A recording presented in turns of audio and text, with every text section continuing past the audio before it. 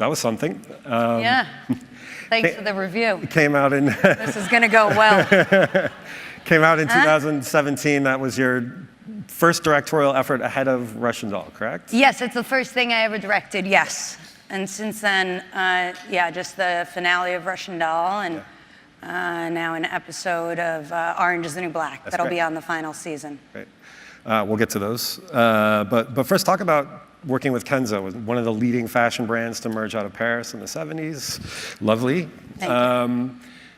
What was working with them like? Did they give any pushback, direction, or was it a... No, I mean, I see it now, and I almost see this movie as, you know, when I was, so I've been doing this, I just turned 40, you're welcome, and... You made it. And I know it's really unlikely, and, you know, so I've been in showbiz, which is what I call it, since I was about 5 or 6 years old. Right. I can see the influence of my first big job, Pee-wee's Playhouse. I can see how that impacted my forming brain. I was going to ask that question. Then by the time I was 16, I was at Tisch, you know, NYU, as a film and philosophy double major. And I think in my mind, I felt like, oh, I've done 10 years of solid showbiz. I'm ready to move into the directing portion. I'll learn some stuff in philosophy class that I can write about and then make movies about it. And I can see this as a sort of teenage pseudo-intellectual effort. That was really like the movie I would have made. I say all that to give some backstory to my shock and delight that Umberto and Carol, you know, sort of the brains behind the current incarnation of Kenzo, allowed me to make this thing is truly extreme, and I adore them. So what was that philosophy then that you were applying here? What were you communicating with this, or is there anything? Yeah, I do think that, you know, I think of this, and of course I probably have much greater clarity on what it is I'm saying there since so much of it is in gibberish, literally. But so for me, I really qualify chastity as daddy issues, and I qualify Russian Doll as mommy issues. And that's how I separate the two works. Yeah. But they're really of a thread in my mind of sort of trying to say something about, you know, like how does sort of trauma go through the channel of a human being and sort of, you know, get filtered and arrive at the other side, and all these sort of fantastical and appealing to me about the ad space is also this idea of when I see what, like, you know, Spike Jonze and Wes Anderson and some people get to do, and, you know, Ridley Scott, and kind of this real, you know, being able to play with all the toys and kind of like figure stuff out that I could then take back to Russian Doll or a feature I was directing. That feels really fun, and I feel like they are really saying some amazing things in those. Joy of my adult life is this idea that Maya Rudolph, who I find to be maybe the most inspiring person of all time, is like in my life, and we have a production company together, and we're able to now, you know, I'm almost a little bit exhausted on self post Russian Doll, to be honest. It's really drawing on a lot of autobiographical stuff, and the idea that now other people are able to come to us and we're going to sort of tell their stories as well feels thrilling, and so I'm endlessly inspired by Maya, by Fred. I mean, it really. And there's a great collaborative sense. I think even, you know, Fred and Carrie Brownstein, who is how I got into this whole Kenzo mess in the first place when she put me in her Kenzo film.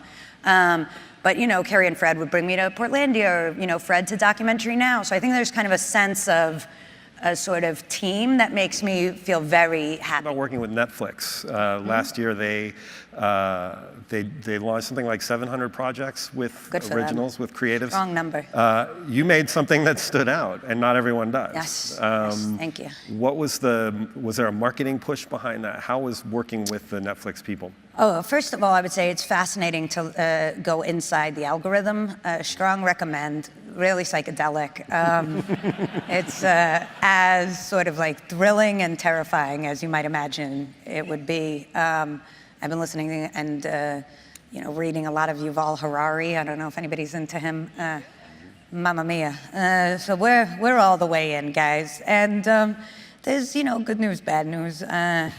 But what was interesting about Russian Doll is, you know, I think that on some level it's kind of the game is basically, you know, what does Amy Poehler, Parks and Rec mean with me and Orange is the New Black, mean with, Leslie Headland and Bachelorette, and like, what does that all mean, And you make the thing, and I think that what was so special about it is that they would have been fine with us making something sort of small and personal. I think that's what the expectation was for it, and as it evolved into, by the time that they saw it, all of a sudden the marketing team were like phenomenal.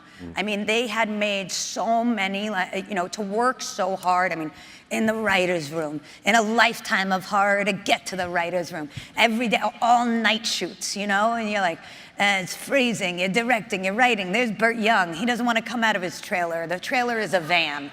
And then, post-production is this like whole other nightmare nobody talks about. I mean, you're there every day and you're just like inches and inches. And so to finally get to this marketing place and see that they were so kind of buoyant. It was like their first, and they were so, they had so many, all these like dolls, popping out of dolls and all. I love GIFs. I think that's how you say it. But I think of them as small gifts without a T. And, but they really, they made so many incredible things from what we made. And so I think their inspiration and kind of then, it took everyone by surprise, I would say. I would say that's what's sort of the one sort of like small, shred of hope for mankind. This idea that I don't know that the algorithm was able to properly predict that people would be so into watching something effectively about PTSD, Who knew? Well, I see sort of 70s tough guys. Yes. The De Niro's and the walk-ins. Yeah. The Bob Evans, the whole thing. You see it with the Nicholsons, yeah. What is it? Have you guys ever seen Dennis Hopper on an interview talking about his work? I mean, this is a way to do things. He really just goes all the way. So what is it that draws you to that? I just think that there's, the truth is we live and we die, and what's it all about? And we spend so much time kind of trying to get it right and sort of searching for approval and like hoping that you'll like me and you'll give me another chance. And I just feel like, liberated in that it's like I'm old enough that I really want to try to do the things I like now. And I feel like those guys, maybe just because they were always on acid or something, really seem to kind of just keep barreling forward with like their biggest idea and trying to make it. So even if it starts getting compressed naturally because of budgets and because of this, and that's kind of like fun to watch it compress and try to fight against as it gets streamlined, but that there was a sort of license to, think big